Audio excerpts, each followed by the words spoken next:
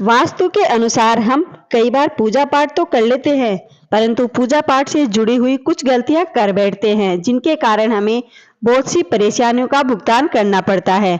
तो पूजा पाठ करते समय 30 बातों का हमेशा ध्यान रखना चाहिए। शास्त्रों में बांस की लकड़ी जलाना मना है, फिर भी लोग अगरबत्ती जलाते हैं। ये बांस की बनी हुई होती है। अगरबत्ती जलाने से पितृदोष लगता है। शास्त्रों में पूजन विधान में कहीं भी अगरबत्ती का उल्लेख नहीं मिलता है। सब जगह धूप ही लिखा हुआ मिलता है। अगरबत्ती केमिकल से बनाई जाती है। भला केमिकल या बांस से जलने से भगवान को खुशी कैसे हो सकती है। पूजा साधना करते समय बहुत सी ऐसी बातें हैं जिन पर सामान्यतः हमारा ध्यान भी नहीं जाता है, लेकिन पूजा पाठ साधना की दृष्टि से ये बातें अति महत्वपूर्ण हैं। अगर आपको ये बातें अच्छी लगे तो वीडियो को लाइक और चैनल को सब्सक्राइब कर ले। तो पहली है, गणेश जी को तुलसी का पत्र छोड़कर सब पत्र प्रिय हैं।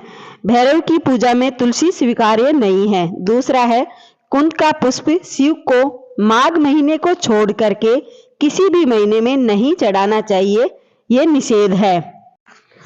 माघ के महीने में आप ये पुष्प शिव को अर्पित कर सकते हैं। तीसरा है, बिना स्नान किए जो तुलसी पत्र जो तोड़ता है उसे देवता स्वीकार नहीं करते हैं। चौथा है, रविवार को दूर्वा नहीं तोड़नी चाहिए। पांचवा है, केतकी पुष्प शिव को नहीं चढ़ाना चाहिए।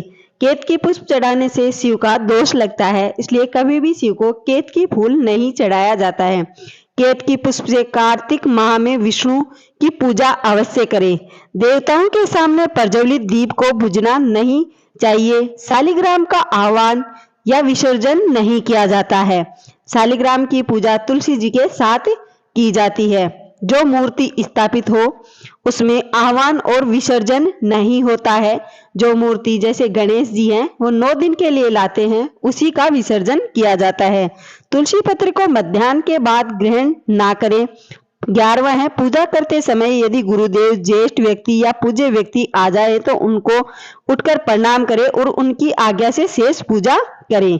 12वां है, मिट्टी की मूर्ति का आह्वान और विसर्जन होता है। और अंत में शास्त्रीय विधि से गंगा में प्रवाह भी किया जाता है। 13वां है, कमल को 5 रात, बेलपत्र को 10 रात और तुलसी को 11 रात बाद शुद्ध करके पूजन में के कार्य में लिया जा सकता है।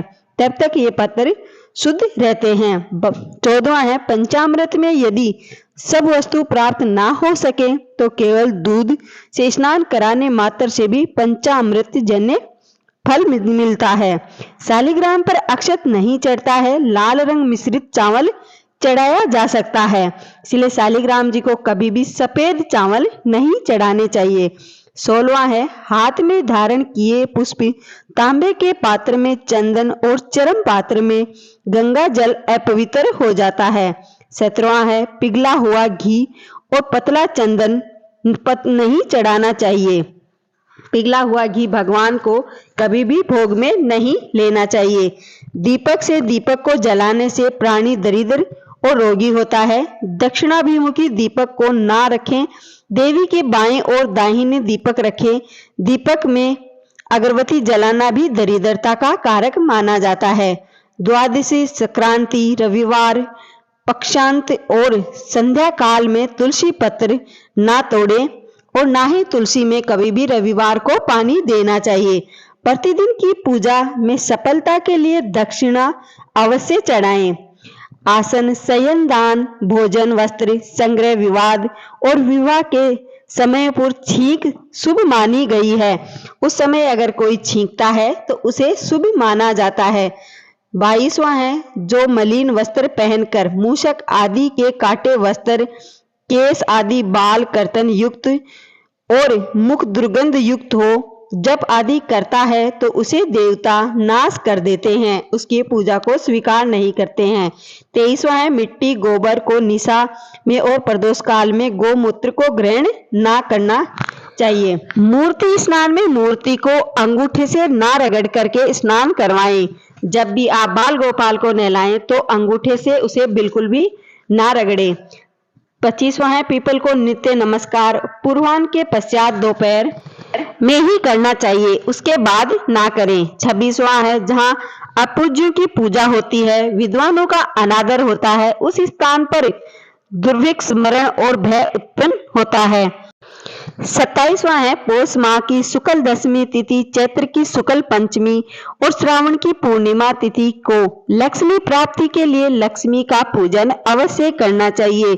इससे लक्ष्मी माता का हमेशा के लिए घर में विराजमान हो जाती है। 28वां है, कृष्ण पक्ष में ऋतिका तिथि में श्रवणादि नक्षत्र में लक्ष्मी की पूजा ना करें। 29वां है, अपराह्न काल में रात्रि में कृष्ण पक्ष में द्वादशी तिथि में और अष्टमी को लक्ष्मी का पूजन प्रारंभ नहीं करना चाहिए या लक्ष्मी व्रत का प्रारंभ नहीं करना चाहिए। 30वां है, मंडप में 9 भाग होते हैं, वे सब बराबर के होते हैं, अर्थात मंडप में सब तरफ से चतुरासन होता है, अर्थात यानी कि टेढ़ा नहीं होना चाहिए। जिस कुंड की श्रृंगार रचना नहीं होती है वहां यजमान का नाश होता है, यानी उनके लिए अनिष्ट होता है।